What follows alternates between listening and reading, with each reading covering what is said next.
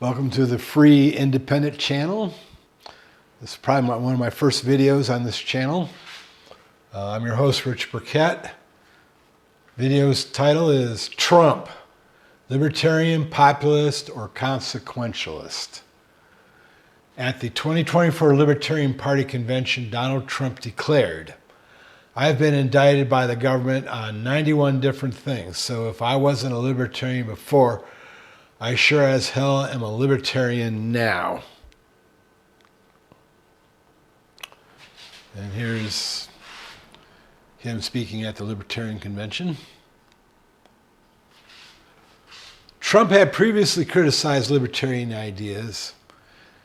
Trump's associate Roger Stone is a libertarian, so I'm sure Trump probably understands the libertarian ideas and doesn't agree with them, mainly because most Libertarian Party activists agree Trump is not a libertarian, at least their version of libertarian. There's lots of different shades of libertarian, either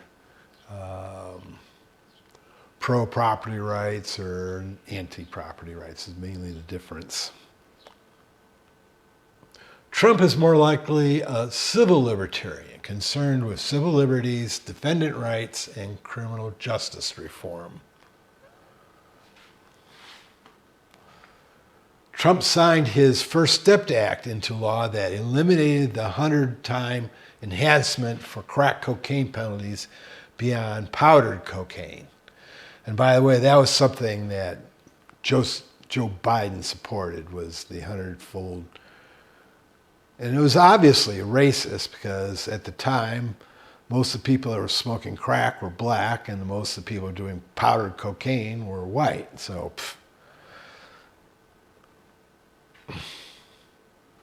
Trump is like a libertarian who wants government budget cuts, but so do most conservatives. So that isn't an explicitly libertarian idea of budget cuts. I've never heard Trump describe himself as a populist, but others have.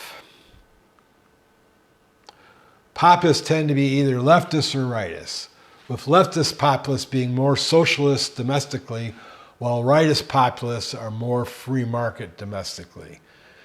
And I think that's also a distinction between what I call classical populists, who are left-leaning, and modern populists tend to be more right-leaning. And that's the populist parties that have emerged in Europe all use the word freedom in the description of their party, but they're populist. They want, and here's why, let's see. Both are nationalistic, emphasizing patriotism, protectionism, isolationism, immigration, and foreign trade restrictions, including tariffs. Now, President Trump has described himself as tariff man, so there you go. Trump is not just a populist, he's a consequentialist. A consequentialist is someone who is far more concerned about outcomes than the process and the ethics to achieve outcomes. The ends justify the means. That's sort of one of the expressions used for this concept. Utilitarians are consequentialist light. They're concerned that the benefits exceed cost and the costs, including ethical costs, are minimized.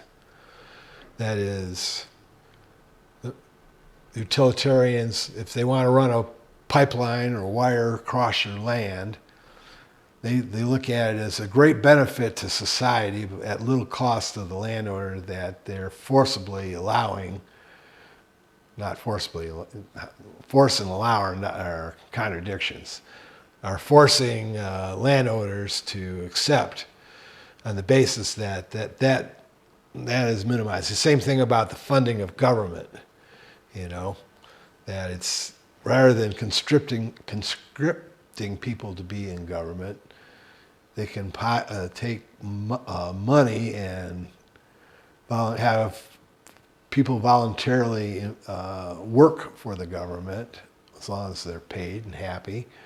And where does that money come from? It's utilitarian enterprises where the government can take your money, but non-government private entities can't under most circumstances. So that's one of the differences in the ethics between government ethics and philosophical ethics. You can look at government as allowing some people to do some things it disallows other people from doing, or it allows itself to do something that it disallows non-government entities, people, private people, organizations, whatever, to not.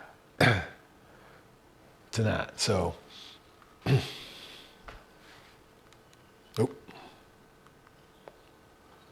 other consequentialists include Vladimir Putin, Adolf Hitler, Joseph Stalin, Mao Zedong, Ho Chi Minh, communists, militarists, revolutionaries, and victimizers.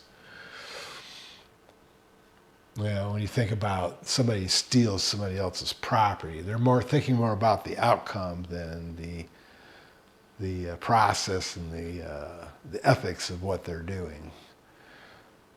And I suppose that's the mind of a psychopath.